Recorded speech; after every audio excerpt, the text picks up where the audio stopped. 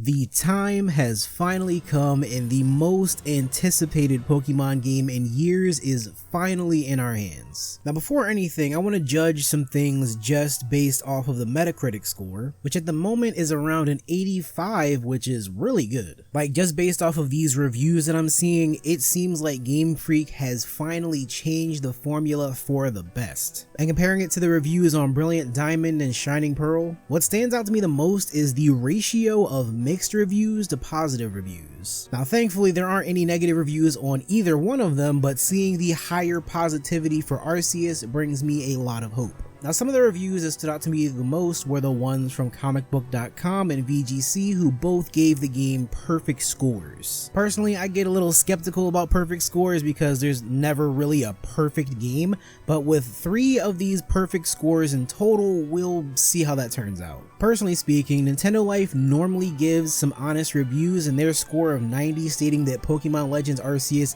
is quite simply one of the greatest Pokemon games ever made does bring a smile to my face. And of course, one review that made me laugh was from Hobby Consoles, stating that Pokemon Legends Arceus is the first game since Blue and Red where we feel like the formula has really changed and for the better. I don't know, it's just kind of funny that they stated that the formula hasn't changed since the very first games. I mean, sure, it's our first journey into a fully open world Pokemon game, but Game Freak has tweaked the formula here and there since 2 decades ago. But anyway, that's enough of these opinions from other reviewers. Today I'm going to give my first impressions of Pokemon Legends Arceus after playing the game for about 8 hours so far. First off, I have to say that this is exactly what everyone has been wanting from the series for so long.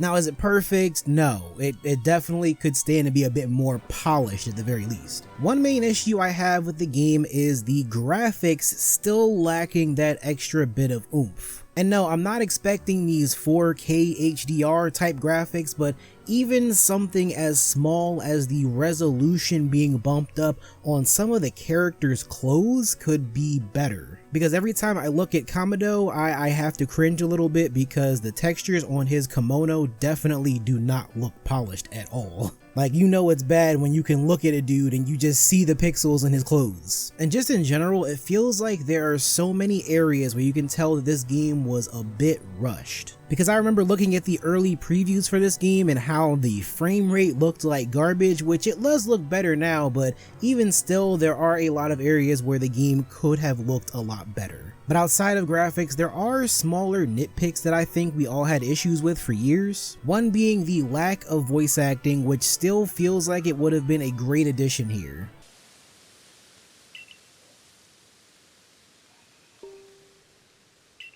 There's a good amount of dialogue from what I've played so far, and it would have been nice seeing this be the very first game with some real voice acting. But at this point, maybe we'll shoot for next decade, Game Freak, maybe next decade. Another issue is with the overall scale of the game. Now, it doesn't take a rocket surgeon to tell that this game is going for more of a Breath of the Wild open world aesthetic. However, missing certain features like being able to climb mountains, glide, or even being able to jump for that matter, made the experience so far feel a bit more empty. Sad as it is to say, this doesn't feel like the major step that I was hoping for it to be. And that's just because there's areas that Game Freak or Nintendo or even Pokemon Company just seem to gloss over. And hey, we talk a lot about how Nintendo could release any quality of Pokemon game that they want and it still wouldn't matter. The fans would buy it regardless just because they've gotta have it. It's Pokemon.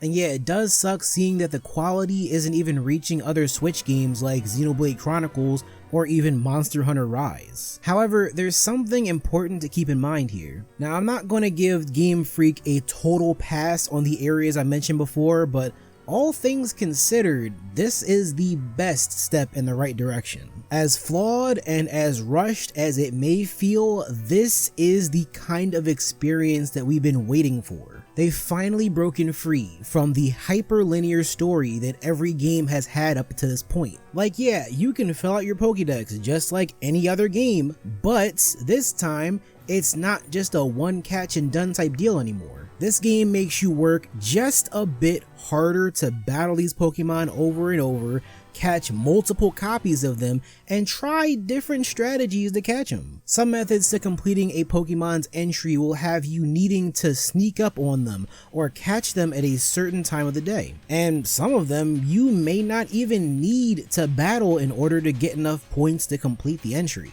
which I'm sure all of you Pokemon Let's Go players out there, or even Pokemon Go players out there, might get a kick out of. It's the kind of thing that feels like it adds a small layer of complexity that makes you think for once. It's not just about catching them all and leaving it at that, they make you put in work, and alongside the side quests, it feels like a more proper RPG now.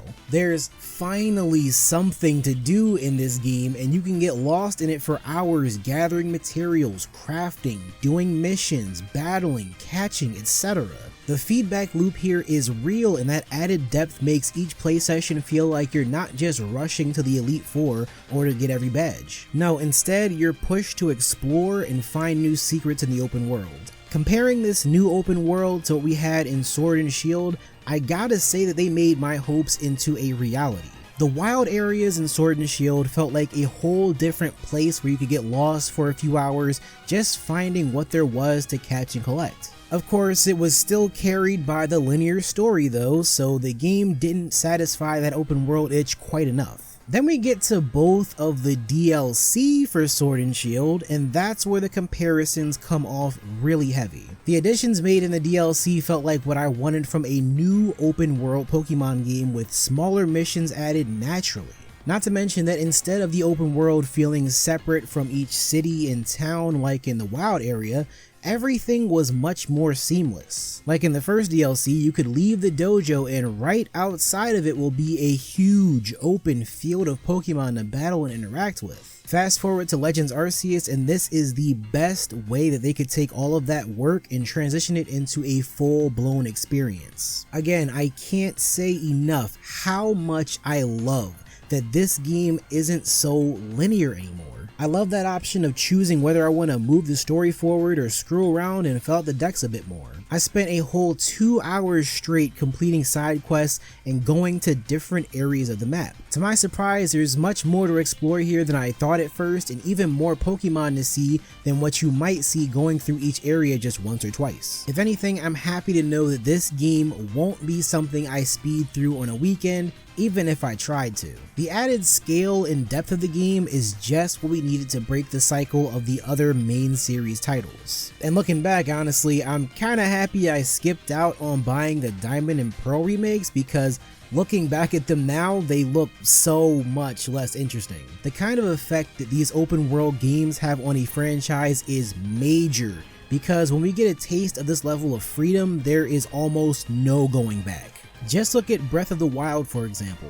Zelda is now expected to be this massive open world experience from now on, and any projects that are smaller in scale, such as Link's Awakening, get put to the side. Now the same could happen with Pokemon now that the game's been released, and it seems so after seeing that Diamond and Pearl weren't even developed by Game Freak this time around. I can't be mad about it though, because I want Game Freak to get better at making these kinds of games, so one day we'll get one that has a better engine and runs a lot smoother. Because looking back at what Monolith did with Xenoblade, and even a third-party company like Capcom did with Monster Hunter Rise, there is no way in hell that Game Freak can't do better than this. Matter of fact, excuse the tangent, but we sat up here talking about Microsoft buying Activision and who PlayStation needs to buy, but I really think that Nintendo needs to buy out Game Freak. Now I can't say for sure how the development works between those companies, but clearly something ain't clicking, and I'm hoping it does in the near future. Nintendo would be stupid to not sense the level of success this game is going to bring and then try to fully capitalize on it. Looking at almost any other RPG like Dragon Quest XI or Tales of Arise or Xenoblade and much more, you may not be impressed that Pokemon is finally taking the steps towards being more of an open world action RPG. But it's the fact that Game Freak seems to be learning and getting experimental that makes me happy for what we could see in the future. But hey, that's about it for this first impressions, and I do plan on having a full video made in due time.